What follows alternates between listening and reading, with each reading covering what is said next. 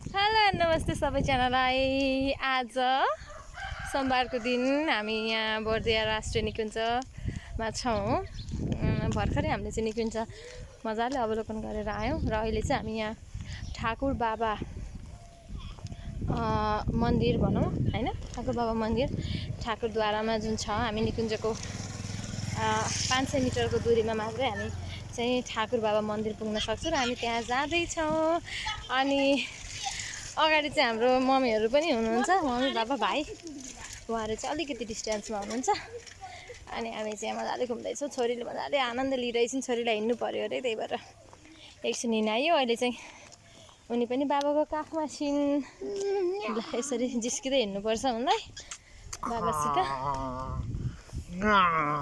सानुमाया खुसी, सानुमाया ह्याप्पी हो, खुसी हो। ठिक छ।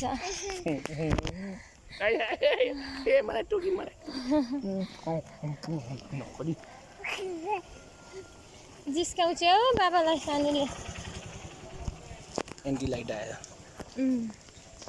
एन्टी लाइट आयो। हामी चाहिँ यहाँसम्म यसरी चाहिँ खिच्नु पर्छ। बाबालाई जिस्काएको।